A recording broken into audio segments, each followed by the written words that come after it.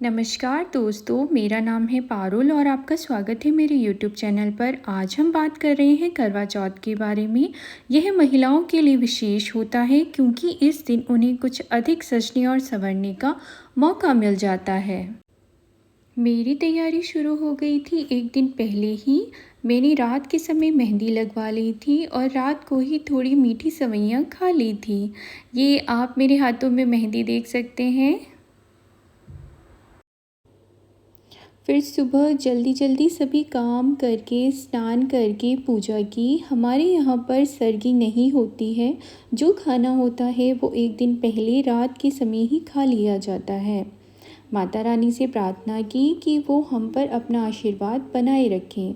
हमारे यहाँ यह व्रत बिना कुछ खाए किया जाता है। अब समय हो गया था दोपहर का और मैं तैयार हो गई थी कथा सुनने के लिए। हमारे यहाँ पर कथा 12 बजे के बाद ही की जाती है। मैंने पूजा की चौकी तैयार कर ली थी और सभी भाभियाँ और ताई जी सब घर पर आ गए थे कथा पूजन के लिए। अब कथा पूजन शुरू हो गया था। अंजू भाभी ने दिया प्रज्वलित करा और पूजा आरंभ करी। फिर रितु भाभी ने हम सबको कथा सुनाई। जब ये कथा सुनते हैं तब गेहूं के 9 दाने और कुछ फूल और दुर्वा अपने हाथों में रखते हैं। सभी अपने साथ 1 लोटा जल का भी रखते हैं। कथा सुनने के बाद सभी ने बारी बारी सूर्य देवता को जल अर्पित किया। अब हम सब ने साथ में कुछ फ़ोटो भी ली। आप देख सकते हैं ये हमारे फ़ोटो हैं। अब शाम की तैयारी शुरू हो गई थी। मैंने सारा खाना बना लिया था, बस बारी थी पूरियाँ बनाने की, जो कि मैं फटाफट से बनाने लग गई।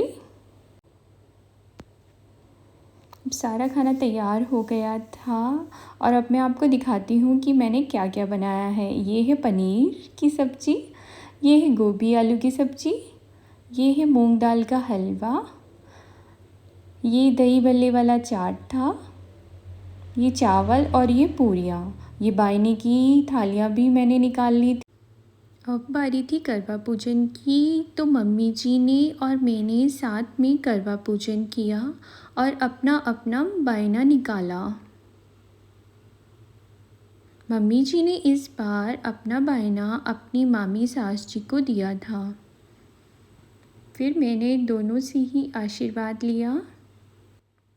इस बार मैंने अपना बायना ही ताई सास जी को दिया था, तो ताऊ जी और ताई जी से मैंने आशीर्वाद लिया। अब चंद्रमा पूजा के लिए हम लोग छत पे आ गए थे। पहले मम्मी जी ने पूजन किया, फिर मैंने पूजन किया। पूजन के बाद अब बारी थी चंद्रमा दर्शन के।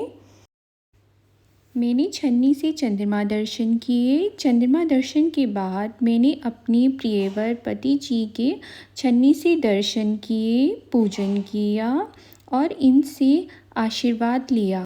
अब इन्होंने मुझे जल पिलाया और मेरा व्रत खुलवाया। तो ऐसा रहा मेरा करवा चौथ। मैं करवा माता और चंद्र देवता से प्रार्थना करती हूँ कि वह सभी महिलाओं को समृद्ध और अखंड सौभाग्यवती बनाए रखे।